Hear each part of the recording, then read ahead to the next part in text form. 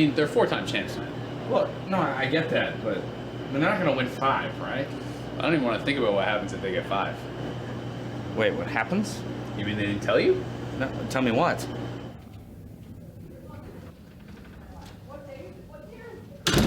How could you let this happen? Oh, Dash, great. What happened? The 4 consecutive titles clause for Team Liquid? Come on, that's irresponsible. So, when we went into franchising, there had to be certain incentives for teams to come in and join the league. Like, the contract clearly states that when you win 4 straight titles... No! Come on, Greeley! Something's gotta be done about that. There simply must be something we can do. Okay, so there's a contract, Dash. My hands are tied here. Greeley, heard about the TL thing. Awesome. Nice shot. This isn't... All I wanna do is get it. All I wanna do is get it, yeah. No matter how hard it is, no matter how long it takes. All I wanna do is get it. All I wanna do is get it, yeah. No matter how hard it is, no matter how long it takes.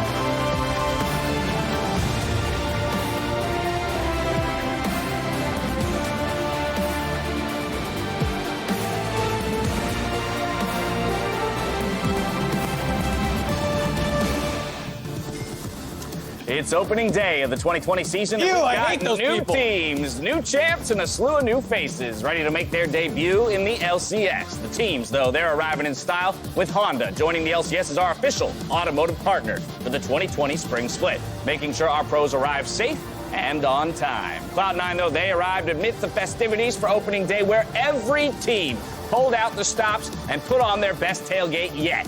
Hello, everyone, and welcome to the LCS Countdown, where for 30 minutes we'll talk about the biggest offseason moves, give you the TLDR on Dignitas, and these guys joining me today will buy into the LCS stock market. As you make your way into the arena to join us, we have to make a note that Prawley has joined our team for the 2020 spring split. So, sir, welcome. Hello. Wow, I like that. You got an applause. I don't think Crumbs got that last year, so already off to a better start. Hey, not winning. No, I don't think he did. Crumbs will be joining us tomorrow, so have no fear. We'll applause him tomorrow. How about that? First things first, there's a little business to take care of as we send it to the stage to congratulate the first LCS team to ever win 4 straight championship titles, Team Liquid. Cloud9 versus Team Liquid.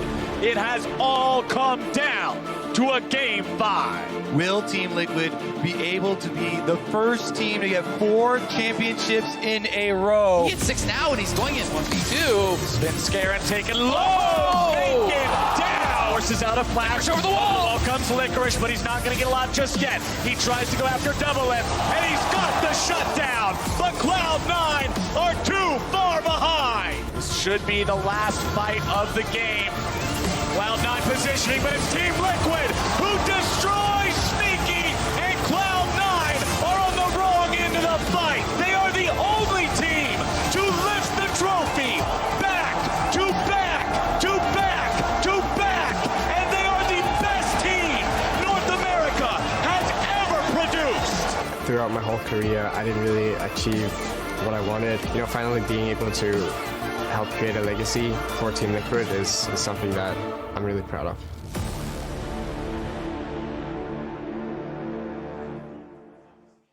Hey everybody, I'm joined by Steve. Let's keep it loud. Let's hear it one more time for Team Liquid. Steve, it's been an amazing 4 splits, the forever 4th meme to now forever being the first team to win 4 splits in a row. Talk to me about how you composed a team of world-class talent, but made all those mentalities, play styles, and just personalities work together. You know, it's just about putting together a good team, and it's picking the right players, obviously, but a lot of it too is the staff and infrastructure that supports the team. I think we made just huge investments in terms of having a facility and mental coach and sports psychologist and all of our analysts, and that infrastructure, I think, makes it so that we can get the most out of our training regimen and our practices. We're improving, on a scrim-to-scrim basis. So I think it's obviously the players are playing really well, making the right choices from a GM perspective, but also having the right kind of infrastructure and all coming together to obviously deliver 4 titles in a row. Absolutely, and you kind of had that mindset of what a player needs. Steve, we've been in the scene for quite a while, and you stepped down as a player quite a bit ago, and during that time, was there a kind of immediate want or passion to do something different and run an org or have a team? What was that drive? It's actually a pretty funny story. So it started off when Doublelift and I were playing in the bot lane, and we were playing together because he was AD carry and I was playing support back then. This is before season 1. And I remember I didn't block an Ezreal Q, and he said to me, he goes, "You're just so freaking bad."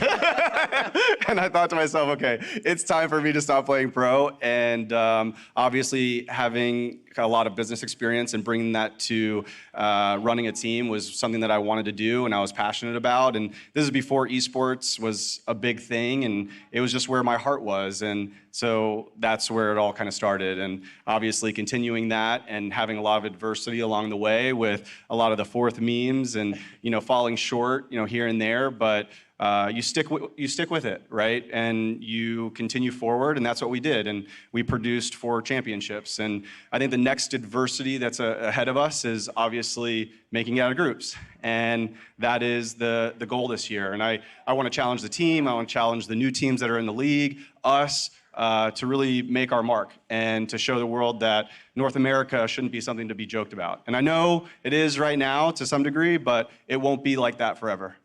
Amazing, Steve. Thanks so much. Best of luck in the season. One more time for Team Liquid, your North American champions. Let's throw it back to the State Farm analyst desk to get this started.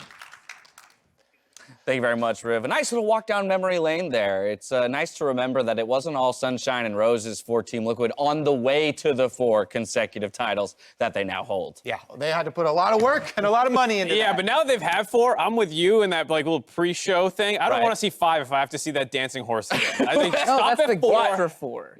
So if they get 5, it's going to get more ridiculous. That's why it's... Yeah, talk to someone else got to win. Talk to the commish about that. Everybody says, oh yeah, they already won 4, so it's easy to put them in as a 5th winner. But if you look back, they've had multiple 5-game series to barely squeak those out. So I think Cloud9 and TSM especially have a good chance. I feel like those kinds of people would be saying the same things about the teams that three-peat and eventually lost. Like the cycle has to break at some point, and so it might be this spring. Today, we are excited to announce that for the first time, after much demand from players and fans, the LCS Spring Finals are strapping on their cowboy boots. Where's my hat? There it is. Found it. And heading south. Texas. Yeah, baby. April 18th and 19th, the LCS will hit the road and head to the Ford Center at the headquarters of the Dallas Cowboys, the Star in Frisco, Texas. Ticket information, oh my goodness, I'm almost going Southern with it, will be released February 14th and go on sale February 21st, so make sure you check back for how you can reserve your spot. During the offseason, though, there's always a lot of speculation around how the teams will stack up, so we sent our own Joel, fresh off his promotion to Senior Executive Production Coordinator, or something of the like. The leader. I don't know, Super PA? The best one. Super PA sounds better. Let's go with Super PA. Joel is out to get the fans' preseason power rankings. Take a look. I'm here with Valentina. She's going to tell me her power rankings for the best tailgate experiences. So, Valentina, who are the best at tailgating here? I don't know much, but 100 Thieves seems cool. Why? They have a cool name. All right, that's all it takes to win Valentina. I think Immortals is winning right now because they are giving out free hats, free fanny packs, and they also gave out boba. All right, number 1 is this one. Number 2 is this one. Number 3 is this one. Number 4 is this one. And number 5 is Cloud9 because they gave me a shirt. All right, sorry Cloud9, I beat you yet again. So, this has been amazing over here. I just won this hella fancy. What team? 40 CLG 47. 47 CLG, yeah. All right, we're here with Jason. Jason, let's get some power rankings. Who's got the best tailgate experience? FlyQuest first. Immortals 2, C9 3. Well, obviously, Team Liquid booth is number one. You know, we have to go with Team Liquid. I think everyone else is doing their best to kind of compete. But at this point, just like the LCS, it's Team Liquid 1 and then literally everyone else. Sorry, everyone. I guess it's more the same in this new decade.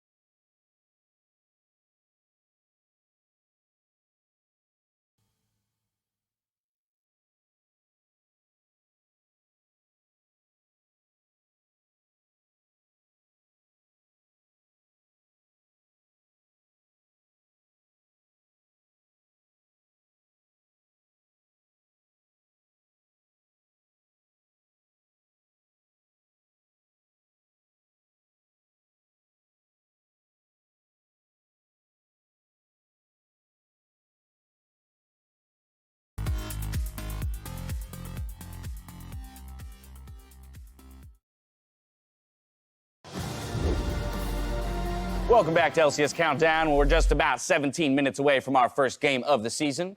Now, it's not an exaggeration to say that this offseason has seen one of the biggest shakeups to the LCS since the introduction of permanent partnerships. So this week, we're going to be taking a look at the 3 new old teams to make their return to North America. Today, we start with one of the OG of OGs, Dignitas. You like that? Yeah. Lots happened in the offseason, including the return of an LCS favorite. So here's your crash course in another edition of Oversimplified, Dig. In the days before the LCS, there was a ragtag group of League players who knew they had the talent, drive, and determination to be something great. What do we want? First place. When do we want it now? Streamers! Some of the most famous games come from these guys in the LCS. An APE game, a ridiculous 5-man knockup, and one other thing. What was it? Oh yeah, that. Dig took over Old Clutch, who definitely went to Worlds. And as their first move, Dig are rumored to have dropped Fat Bank for Huni. In the build around him, they've picked up another legendary solo laner in Froggen, a veteran shot caller in Aphromu alongside Grig in the jungle, and a rookie 80 carry superstar. The skies are the limit for the return of one of the most iconic League teams in history, as long as they don't throw. And that's all for now. In Dignitas, Oversimplified. Dig is back, so is Huni. I think it's important to note that this is the first time Huni is staying in one place for 2 years in a row. And it only took $2.3 million, James! Reportedly. I mean, it is not a surprise they built around Huni because he has been so successful. He's gone to Worlds from 3 different regions now. He's always like a dominant force in the top lane, so I'm not surprised they chose to keep him. It is, a bit of a surprise to see 4 new faces with him, though. And he did have a return to form at the end of last year, heading into Worlds, started to have more of the strong performances that people are used to.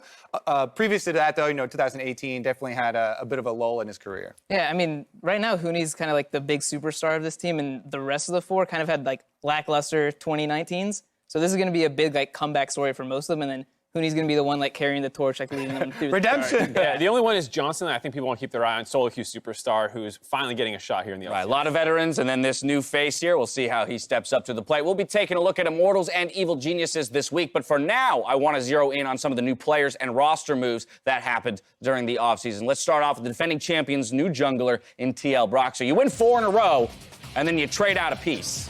Yeah, I mean, this has to be considered, I think, the biggest move of the offseason because, like you're saying, it is the best team in North American history, moving someone after being successful domestically, but the world shortcoming, I think, leaves a sour taste in a lot of fans' mouths, and this is potentially an upgrade for them. Yeah, a lot of people were talking about possible weaknesses for jungle mid synergy during their Worlds performances, so you can see maybe something to be shored up there. Both Danish players now for Team Liquid, mid and jungle. Plus, Broxah had a lot of early game numbers with Fnatic as far as getting action going early there and trying to take more of those fights, so maybe that's what they're looking to shore up. Yeah, I mean, I'm not going to say that this is like too big of a surprise because I think this is purely an upgrade. I think Smithy and Broxah have a lot of similarities, and Broxah has pretty much been good at playing around bot and mid during his time in Europe, so I think this is going to be kind of like the perfect fit. He's not this big like carry player, takes all the resources, so it's not going to be that much different.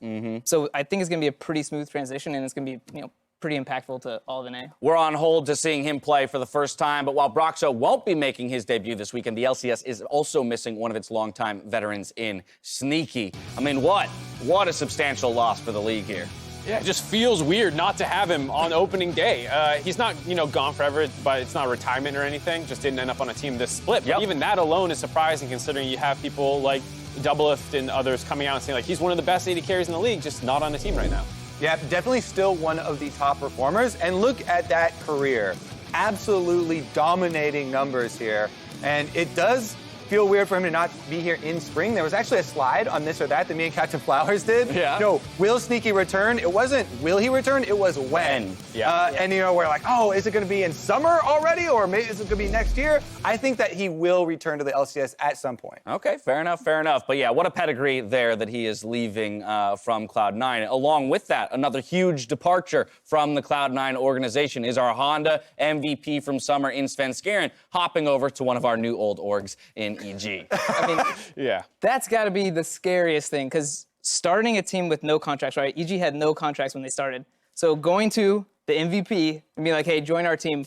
By the way, we have no other players. You're the first one. Like, getting him to say yes to that, that's huge. Then once you have the MVP, though, it makes it a lot easier, right? Well, and they got the whole, C9 package where it's like, we'll stick Kumo from C9 Academy, we'll bring in Zeyzal as well, and then from there, they just had to round it out with the rest of the players. So EG put together a pretty good roster, like you're saying, from nothing. Initial thoughts are rather positive on that roster, but we'll have to see how it all comes together. Next up, Vulcan replacing Zeyzal, one of those people that hopped over to Evil Geniuses from Cloud9. Vulcan was touted as one of the big pickups from the offseason. Yeah, I think he was the support that everyone had their eye on. We saw numerous teams talking about in some of their videos they released that they wanted to try and grab him.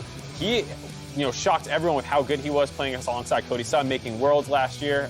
But this time, C9 were the ones who were able to pick him up in the offseason. A definite playmaker down there in the bot lane alongside Sven, who will be taking Sneaky's place. Finally, though, we have to talk about another big one in Dardoch going to TSM.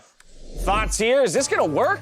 Dude, it's got to work. It's gotta work. I'm actually one of the few believers that thinks this is really going to work. Yes, Dardoch has had a lot of teams, and TSM have had a lot of junglers, and they almost always switch them out. But Dardoch is a very, very competent jungler. That's one thing that people will not take away from him. His mechanics and his gameplay are definitely there. And TSM, they had a lot of videos coming out about Bjergsen really maturing. He is probably the most respected single player in the LCS. So if there is going to be something that's really going to cause this team to rally, it'll be around that, and it'll be around Peter Zhang and the coaching staff to get this ship to perform on stage and continue to work together. Those are some of the biggest moves of the offseason. We are going to take a quick break, but before we go, we want to recognize the loss of Maria Remilia Kreveling. She passed away in the offseason, but her legacy as the first woman to compete in the LCS and the impact she had to the league and our community won't soon be forgotten. We extend our condolences to the fans, friends, and family who mourn her passing.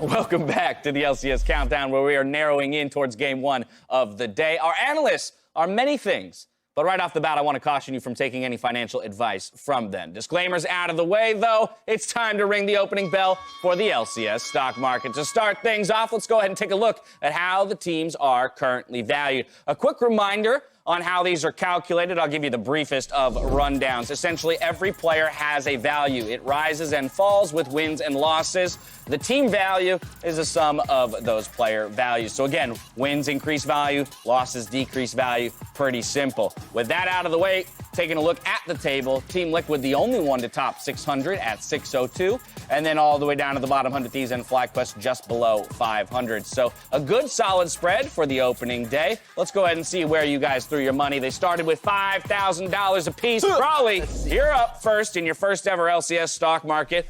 Who you taking? All right, so I'm putting 4 on TSM and 4 on C9. I think this is a nice even split. Okay. I do think diversifying a little bit. Diversifying, I think that's important. I've heard about that. Yep. And reasons are important. Reasons are generally Arguably. Yeah. I don't find that to be true. I think their strength of schedule is pretty low. I think they got it. I think they can start off strong. I think maybe C9 versus TL in their first match will be maybe the hiccup, but that's another time for a talk. Okay. All right. So C9 TSM there. Early weeks. Kobe, what are you thinking? So I looked at all of the schedules for all of the teams and all of the rankings. I thought that I'm glad you looked at the schedules, Kobe. I thought that 100 Thieves and FlyQuest were the most underrated as far as the evaluation of the stock market. But then you put 9 on? Exactly. But they have hard schedules. If you lose games, it doesn't matter if you're already low, Mark. True. I chose Cloud9 out of Cloud9 and TSM that I think had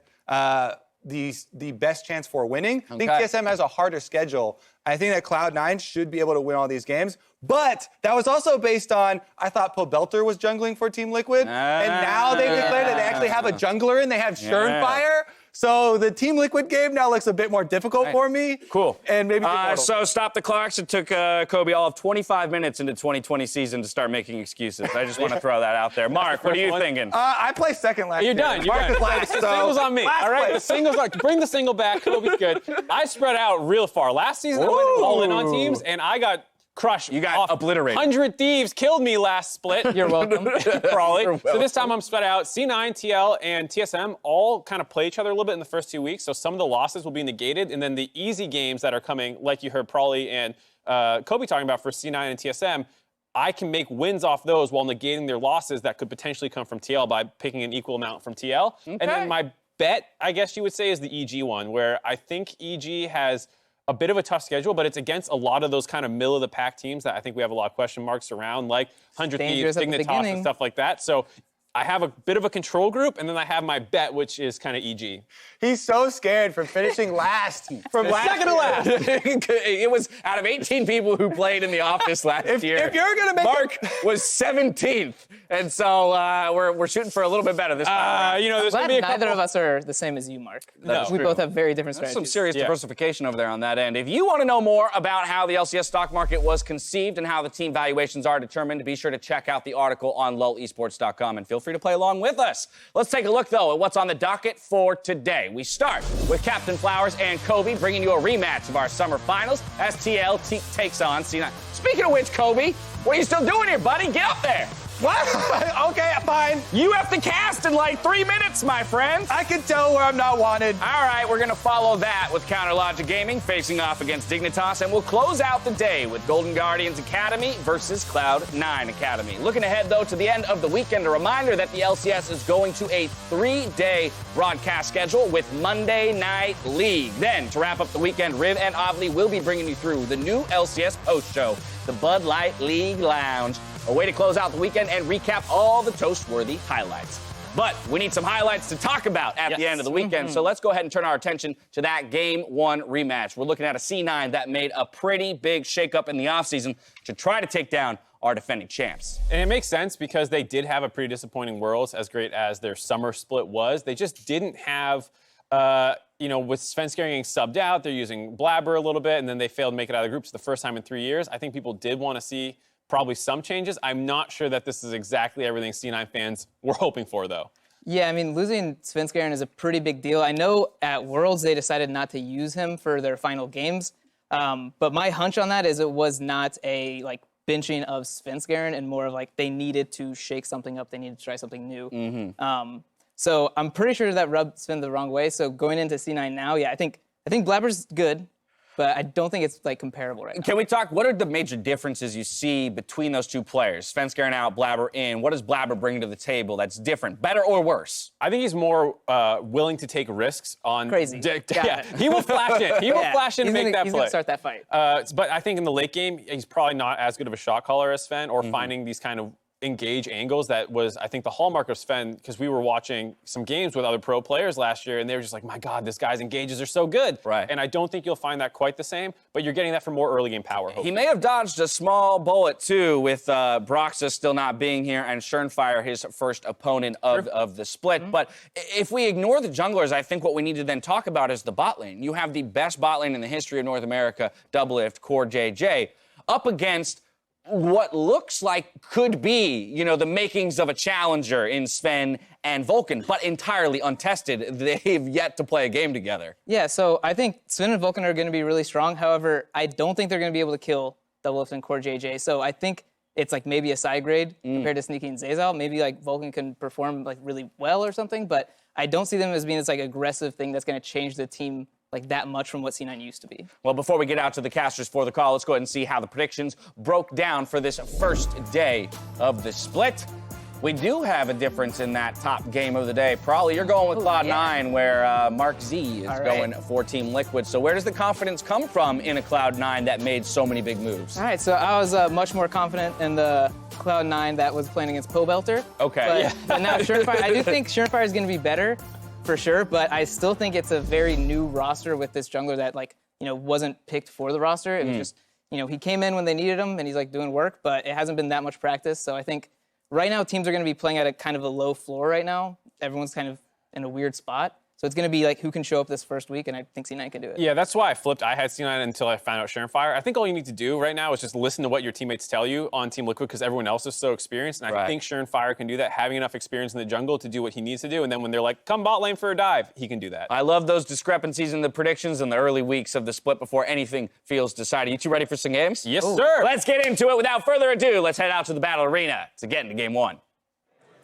Ladies and gentlemen, welcome here to LCS Spring Split 2020. I am Clayton Captain Flowers Reigns, and I am joined by no other than the man, the myth, the legend, Mr. Sam Kobe Hartman Kinsler. Made it just in time. Let's do it. He had to sprint all the way here from the analyst desk, and we are ready for a rematch between last year's two best teams in Team Liquid and Cloud9. Super excited to get into this one. You can see already there on stage, Blabber with a starting spot. He had to be second fiddle to the MVP jungler Svenskeren for all of last year, but he did get subbed in despite that, sitting behind one of the best players in all of the LCS. Now he's got big shoes to fill, and people know his play style. He's a very active jungler. He's very aggressive.